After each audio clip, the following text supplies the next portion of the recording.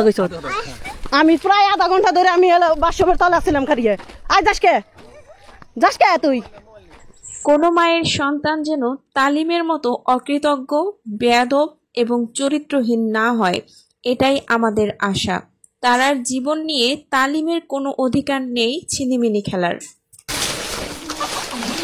Mobile এলো কোন থেকে হ্যাঁ কোন থেকে এলো মোবাইল ওই মোবাইল নিয়ে আয়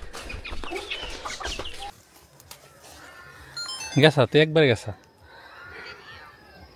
এই এত কিছু ওর পরও তুই মোবাইলের কথা কখন করছা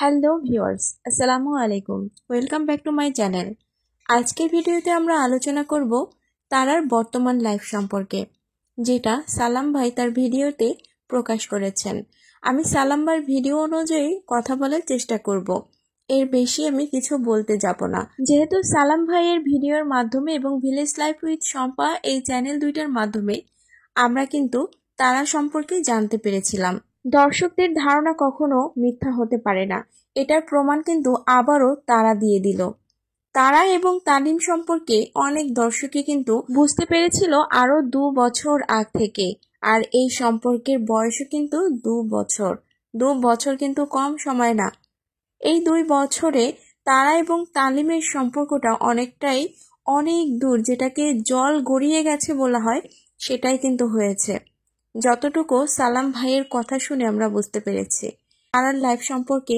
অনেক কিছুই বলেছিলাম একটা ভিডিওতে চাইলে আপনারা সেই ভিডিওটা ঘুরে দেখতে পারেন ওই ভিডিওতে আমি কিন্তু বলেছিলাম তারা সত্যিই কিন্তু সহজ সরল এবং সাধারণ একটি মেয়ে এবারে তালিম সম্পর্কে কিছু কথা বলবো আমাদের সমাজে এমন অনেক মানুষ ঘুরে বেড়ায় যাদের উপরে দেখতে মানুষের মতোই কিন্তু ভিতরটা কুৎসিত নোংরা এবং অকৃতজ্ঞতায় ভরপুর এমনই একজন অকৃতজ্ঞ মানুষ হলো এই তালিম আব্দুল সালাম ভাইয়ের বাড়িতে চাকর হিসেবে কাজ করত অত্যন্তই কোমল এবং নরম হৃদয়ের মানুষ হলো আব্দুল সালাম ভাই চাকর হলেও তালিমকে আব্দুল সালাম ভাই কিন্তু ভাইয়ের চোখে স্নেহ করত ভালোবাসা দিত কিন্তু এত ভালোবাসা তো সবার কপালে সহ্য হয় না কথাই তো বলে বন্যেরা বনে সুন্দর আর শিশুরা মাতৃ করে যেহেতু তালিমের চরিত্রে পশুত্ব ফুটে উঠেছে তাই ওর মতো কুলাঙ্গার লম্পট ছেলেকে আসলে আব্দুল সালাম ভাই নিজের বাড়িতে আশ্রয় দেওয়াটা কিছুটা সৌন্দর্যের বিপর্যয় বলা যেতে পারে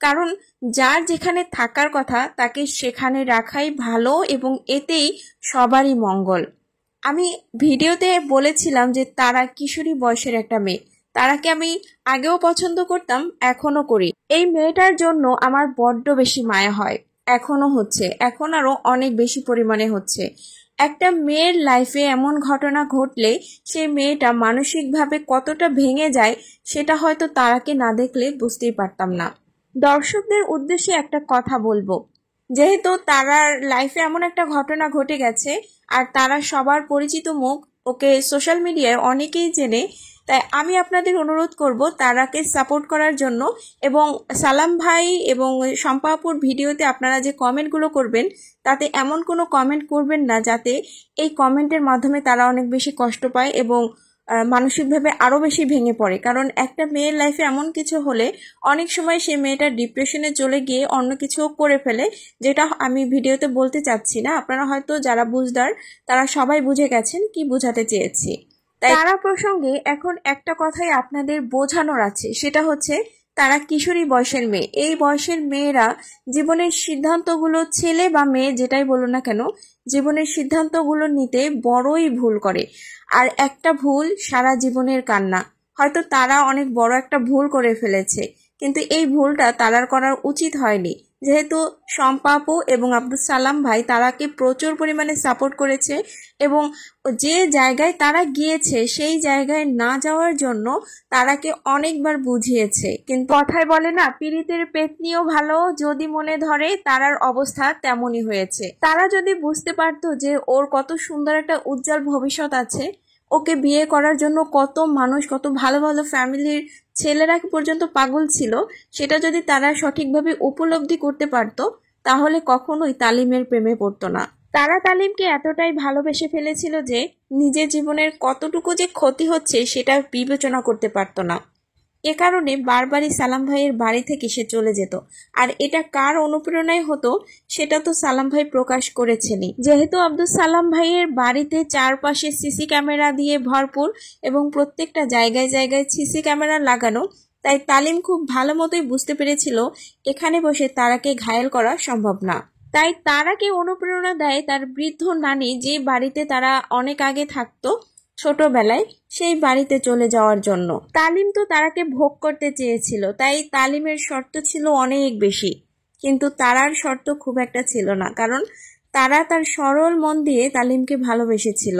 তারার মনে ছিল তালিমকে ভালোবেসে সে বিয়ে করবে, কিন্তু তারা যদি তখন বুঝতে পারতো যে তারার পায়ের নখের যোগ্য তালিম না, তাহলে তারা কখনোই তালিমের প্রেমে পড়তো না, আর তালিমকে পাওয়ার জন্য এতটা কষ্টও করতো না। আব্দুল সালাম ভাইকে তো এই কথা বলতেই হবে যে আব্দুল সালাম ভাই অত্যন্ত বিচক্ষণ এবং বুদ্ধিমতী একজন স্ত্রী পেয়েছেন, আর সে হলো শম্পা আপু।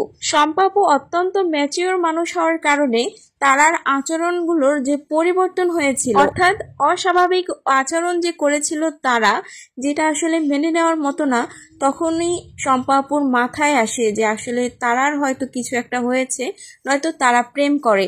এটা কিন্তু শম্পা আপু ধরতে পেরেছিল, যার কারণে আব্দুল সালাম ভাই এবং শম্পা আপু দুজনে মিলেই এই বিষয়টা অত্যন্ত সুন্দরভাবে হ্যান্ডেল করে।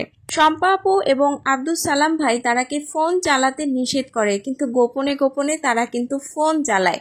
ছোট একটা ফোন চালাতো, এটা হয়তো আব্দুল সালাম ভাই এবং শম্পা আপু ভেবেছিলেন, কিন্তু তারা যে বড় টাচ মোবাইল ব্যবহার করে সেটা হয়তো তারা জানতো না।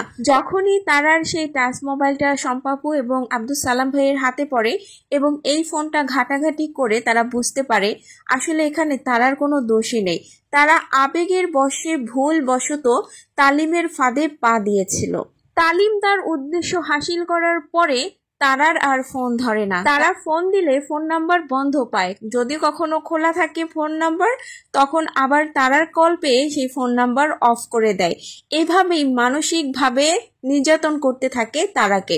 এক পর্যায়ে তারা ক্লান্ত হয়ে গিয়ে অবুঝ বাচ্চাদের মতো নিজের হাত কেটে সে ভালোবাসার প্রমাণ দিতে চায়, কিন্তু এটাতেও যে তার ক্ষতি সেটা সে বুঝতে চায় না।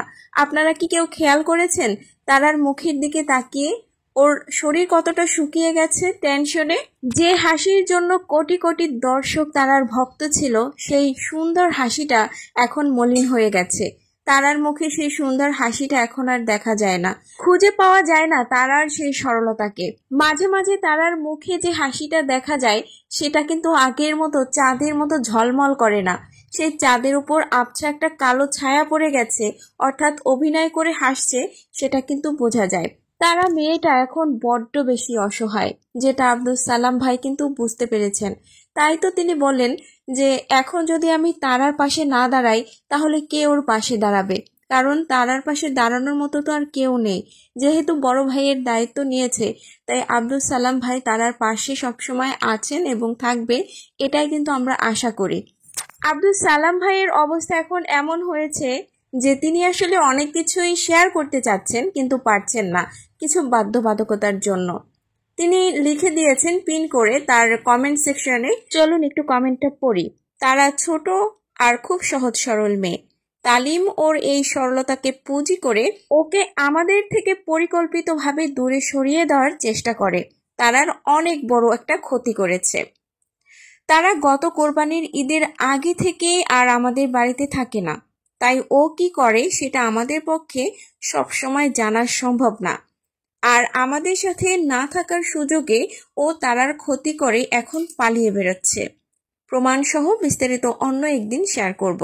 একটা মেয়ে কোন পর্যায়ে গেলে নিজের হাত কেটে ফেলে এবং পাগলামি করে, অস্বাভাবিক আচরণ করে, অ্যাডাল্ট দর্শকদের কথা আসলে বুঝিয়ে বলতে হয় না। তাই দর্শকদের মন্তব্য দেখলেও তারার সাথে যেটা হয়েছে সেটা কিন্তু কিছুটা হলেও বোঝা যায়। প্রত্যেকটা কমেন্ট সেকশনে গিয়ে কিন্তু বোঝা যায় যে আসলে তারার সাথে তালিমের কি হয়েছে সেটা আসলে সালাম ভাই যদিও ভাঙিয়ে তেমন ভাবে বলেনি, আবার বলতে বাকিও রাখেনি।